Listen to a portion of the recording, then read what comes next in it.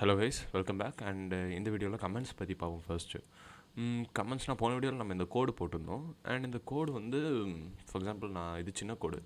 For example நான் ஒரு 100 lines of quotes நான் வச்சுருக்கேன். அதை பற்றி போன மாதம் நான் அந்த கோடை போட்டிருக்கேன். நான் திரும்பி அதை ஓப்பன் பண்ணி பார்க்கும்போது எனக்கு கன்ஃபார்மாக கன்ஃபியூஷன் உருவாகும். எனக்கு மட்டும் இல்லை, எல்லா ப்ரோக்ராமர்ஸ்க்கும் வர ஒரு டிஃபிகல்ட்டி அது. ஸோ அந்த கன்ஃபியூஷனை அவாய்ட் பண்ண நம்ம என்ன பண்ணணும்னா, கமெண்ட்ஸ்னு சொல்லிட்டு பைத்தனில் இருக்கும். அந்த கன்ஃபியூஷனை அவாய்ட் பண்ண அதுக்கப்புறம் கோடை பற்றின அதை டீட்டெயில்ஸ் தர கமெண்ட்ஸ்னு ஒரு இது இருக்கும். அந்த செக்ஷன் இது ஒண்டி பைத்தன் இக்னோர் பண்ணிடும். கமெண்ட்ஸ்ன்னு என்னெல்லாம் நம்ம கொடுக்குறோமோ அதெல்லாம் பைத்தன் இக்னோர் பண்ணிவிடும். ஸோ ஒரு கமெண்ட்டை நம்ம எப்படி கொடுக்கறது?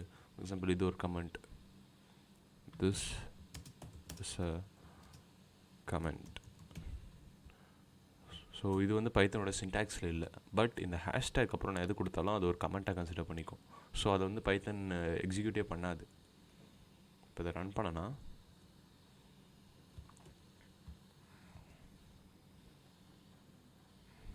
எனக்கு நார்மலாக ரன் ஆகுது. இந்த லைனை இது நெக்லெக்ட் பண்ணிவிட்டு அடுத்த லைனுக்கு போய்ட்டு நார்மலாக ரன் ஆகுது. அதுவே நான் வந்து இதே லைனை ஹேஷ்டேக் இல்லாமல் கொடுத்தேன்னா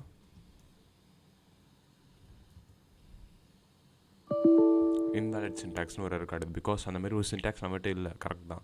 ஸோ இன்வேலிட் சின்டாக்ஸ்னு இருப்பது. ஸோ பேசிக்காக ஹேஷ்டேக் கொடுத்தா அந்த ஹேஷ்டேக் அப்புறம் இருக்க எல்லா விஷயத்தையுமே பைத்தன் இக்னோர் பண்ணிவிடும். அந்த ஹேஷ்டேக் அதுக்கப்புறம் இருக்க எல்லா விஷயத்தையுமே பைத்தன் இக்னோர் பண்ணிவிடும்.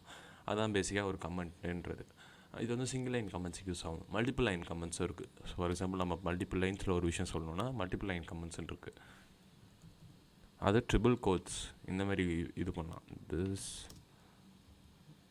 இஸ்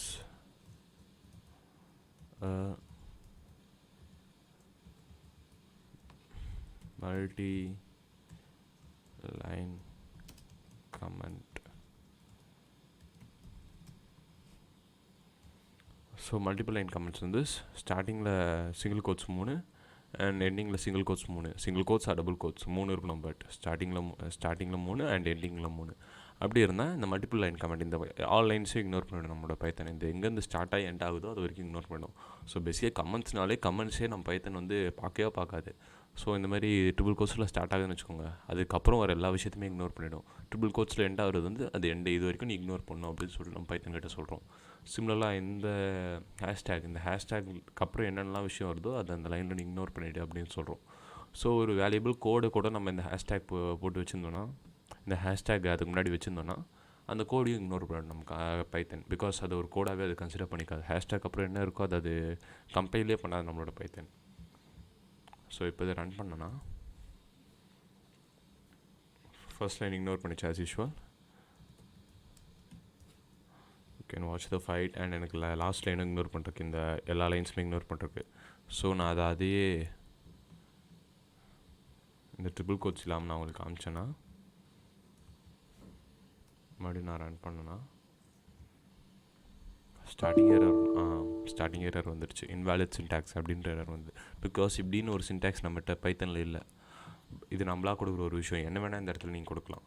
இதில் நம்மளோட இஷ்டம் தான். ஸோ இதை ஒரு கமெண்ட்டை நான் கன்சிடர் பண்ணி அப்புறம் ரன் பண்ணேன்னா எனக்கு அந்த எரர் காட்டாது. நார்மலாக என்னோடய கோட் ரன் ஆகும்.